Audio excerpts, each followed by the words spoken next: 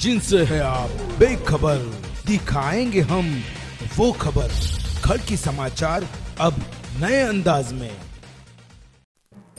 आदमाने साहेब, तुम्ही वैजापूर तालुक्यामध्ये एक धडाडीचे कार्यकर्ता आहात, भाजपचे वरिष्ठ कार्यकर्ता आहात.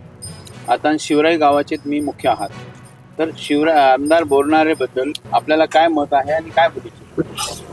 प्राध्यापक रमेश बोरनारे सर यांनी वैजापूर तालुक्यामध्ये जे धडाडीचा कामाचा जो सपाटा सुरू केला, या गतीने आतापर्यंत या 112 विधानसभेमध्ये इतक्या गतीने कामं कुठल्याही आमदारांनी आतापर्यंत केलेलं नाही.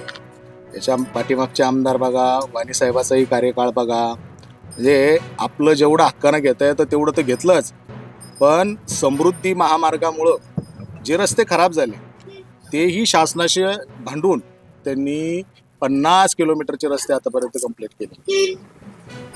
बाकी वैयक्तिक लाभाच्या योजना तर भयंकर शासनाने दिलेल्याच आहे युती सरकारने, परंतु प्रत्येक गावाला जोडण्यासाठी रस्ता हे प्रामुख्याने त्यांनी घेतलेले आहे. त्याच्यामुळं कसं दळणवळणाचे साधनं आणि एका गावापासून दुसऱ्या गावाला जाण्यासाठीची जी व्यवस्था आहे ती फास्टमध्ये करून दिली आहे.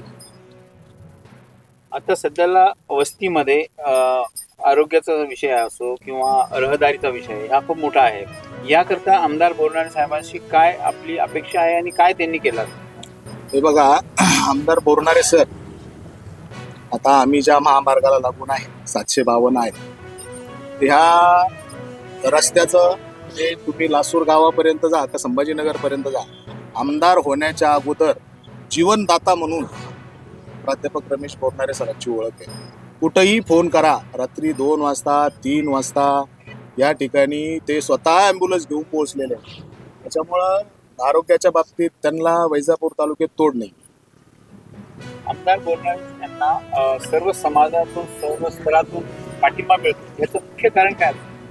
कसं आहे, त्या व्यक्तीने जे आता मी महायुती म्हणून सांगतो, त्या व्यक्तीने आतापर्यंत कधी जातीय भेद जातपातीचं राजकारण कधी केलेलं नाही. सर्व समाजाला घेऊन चाललेलं आहे. आता जर काही जातीपात धर्म असं काही जर पाहिलं असतं तर मुस्लिम कब्रस्तान मस्जिदी यांना एवढा निधी दिला नसतं, परंतु त्यांनी कधी जसं बेटाचे भक्त आहे तसं इतरही समाजाला त्यांनी कधी अंतर दिलेलं नाही.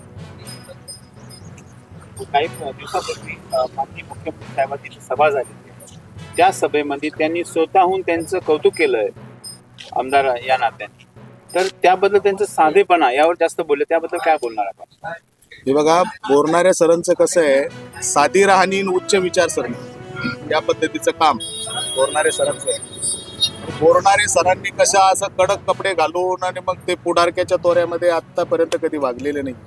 त्यांच्या कार्यालयामध्ये जर तुम्ही कधी गेले तर ते एकदम सर्वसामान्य माणसाला सगळ्यात पहिले भेटतात. बाकीच्या लोकांची जी VIP ट्रीटमेंट असते, बाकीच्या आमदारांची तसं काही नाही. आणि आमदारांकडं भेटण्यासाठी कोणाला मध्ये टाकावं लागतं मग भेटावं लागतं, अशी पद्धत प्राध्यापक रमेश बोरनारे सरांची नाही. म्हणून आम्ही सगळे महायुतीचे सगळे घटक पक्ष आज त्यांच्या खांद्याला खांदा लावून त्यांच्याबरोबर काम करतो.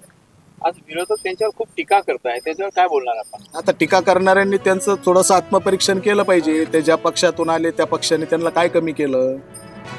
अक्षरशः वॉर रूमची पाहिजे ती जबाबदारी आमच्यासारख्या निष्ठावान लोकांची, ज्यांची 20-20 वर्ष ज्यांनी काम केलं, त्या लोकांनाही कधी जर काही वरच्या पक्ष लेवलला वरच्या लोकांना काही सांगायचं असेल तर त्यांच्यापर्यंत पहिलं जावं लागायचं. आणि शहराला जो 150-200 कोटी रुपये निधी जो दिलाय, एवढा निधी देऊनही ते आमच्याशी प्रामाणिक राहिले, अशा लोकांबद्दल काय बोलणार? आणि दुसरा विषय जो आहे का, आमच्यातलेच काही जे एकनाथरावांसारखे ज्यांना 2 वेळेस पक्षांनी उमेदवारी दिली आणि 3 वेळेस, बघा भारतीय जनता पार्टीची घटना ज्यांना माहिती असेल त्यांना विचारा. भारतीय जनता पार्टीच्या घटनेमध्ये 2च वेळेस जिल्हा अध्यक्ष टर्म मिळते. तिसरून भारतीय जनता पार्टीच्या घटनेमध्येच नाही एखाद्या व्यक्तीला जिल्हा अध्यक्ष पद देतात. तसे एकनाथरावांना तिसरून जिल्हा अध्यक्ष पद दिलं, तरी एकनाथराव यावेळेस जे थांबायला पाहिजे होतं, पक्षाने त्यांच्याबरोबर न्याय केला असता. त्यांचं काम आहे का एकनाथरावांचं तर आहेच, परंतु पक्षाने तुम्हाला वारंवार तिकीट देऊन 18 आणि 19 दिवसामध्ये नारायण कुचे सारखा माणूस आमदार झाला बदनापूरमधून. आणि तुम्ही 20-20, 25-25 वर्ष काम करताय. तुम्हाला मोठी लाटेमध्ये दिनेश भाऊ परदेशी यांच्यापेक्षा सुद्धा कमी मतदान पडलं होतं. 24,700 मतदान पडलं तुम्हाला. मोदी लाटेमध्ये जर लोक नवीन उभे राहिलेले पोरं आमदार होत आहे 18 19 दिवसामध्ये, तर तुम्ही 20 वर्ष केलं काय? आमदार बोलणारे साहेबांना कसं आता भाजपा करणं खूप म्हणजे अतिकथित म्हणजे याच्यावर स्वतःहून काम करायची इच्छा करत आहे. याचं मेन मुख्य कारण काय असू शकतं? हे बघा, भारतीय जनता पार्टीमध्ये कसं आहे, नेते फुटतील, मधल्या फळीतले कार्यकर्ते फुटतील, पण मतदार हा फुटत नाही. तो माननीय नरेंद्रजी मोदी आणि देवेंद्रजी फडणवीसांना मानणारा वर्ग आहे, तो काही फुटत नाही. आणि त्यांच्याबद्दल आता जसं गंगापूरमध्ये आत्ता देवेंद्रजींची सभा झाली आणि देवेंद्रजींनी सांगितलं का महाराष्ट्रात सगळ्यात जास्त निधी खेचून नेणारा प्रशांत बंब हा आमदार आहे, तसं माननीय मुख्यमंत्र्यांच्या हातातून सगळ्यात जास्त निधी आणणारा माणूस शिंदे गटाकडून हे बोरणारे सर ठरलेले आहे. त्यामुळं भारतीय जनता पार्टीचा मतदारही त्यांच्याबरोबर आहे. आणि ठीक आहे, काही कमी अधिक प्रमाणात पदाधिकारी गेले असतील, पण आमच्यासारखे संघरचनेतले जुने पदाधिकारी आजही बोरणारे सरांबरोबर. आणि युवा वर्गांना काय संदेश देणार विकासाबद्दल? मतदातांना एक विनंती करतो मी का गेल्या 2.5 वर्षामध्ये म्हणजे जसं 5 वर्षाची टर्म बोरणारे सरांना मिळाली, तर 5 वर्षामध्ये आपण खऱ्या अर्थानं पाहिलं तर अर्धा कार्यकाळ हा पूर्णतः कोविड आणि या संघर्षामध्ये गेलेला आहे. आणि नवीन लोकांना आमदारकी कळण्यासाठी तो प्रस्ताव कसा तयार करायचा, प्रोग्राम कसा तयार करायचा, कृती आराखड्यात आहे की नाही हेच बऱ्याचशा लोकांना कळत नाही. आणि मग तो आपल्याला प्रस्ताव जो खालून वर पास करून न्यावा लागतो, या गोष्टी कळण्यासाठी साधारण 1-1.5 वर्ष निघून जातात. उर्वरित 1-1.5 वर्षामध्ये निधी आणणं ही अशक्यप्राय गोष्ट होती. आणि ती माननीय बोरणारे सरांनी जर 2.5 वर्षात एवढं काही केलं असेल, तो उर्वरित राहिलेले जे 5 वर्ष आहे आता जी टर्म आहे, या टर्मला जर त्यांना संधी दिली तर 100% ते वैजापूर तालुक्याचा चेहरा मोहरा बदलल्याशिवाय राहणार. कैंसर के सामने जहां हर पल महत्वपूर्ण होता है, वहां एक ऐसी जगह है जो सहानुभूति, समर्थन और संवेदना प्रदान करती है.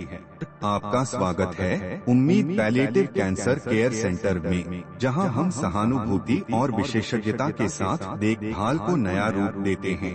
यहां हमारी समर्पित चिकित्सा पेशेवरों, योगदानकर्ताओं और देखभालकर्ताओं की टीम अपने रोगियों के जीवन की गुणवत्ता को बढ़ाने के लिए दिन रात मेहनत करती है.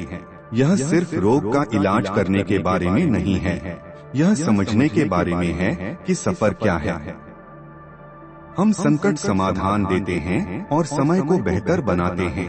दर्द प्रबंधन से लेकर भावनात्मक समर्थन तक हम अपनी सेवाएं प्रत्येक व्यक्ति और उनके परिवार की विशेष आवश्यकताओं के अनुसार व्यवस्थित करते हैं.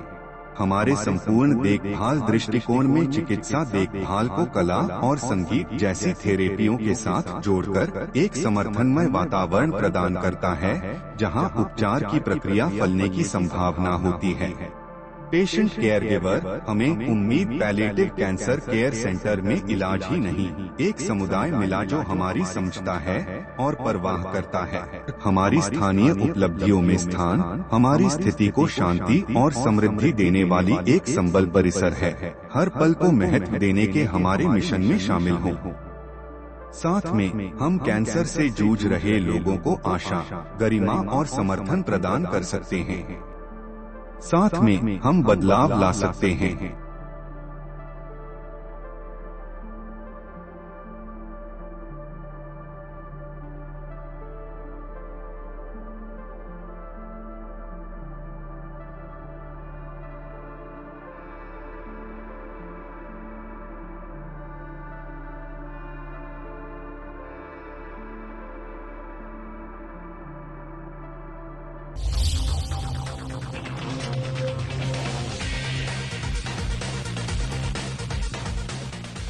जिनसे है आप बेखबर, दिखाएंगे हम वो खबर.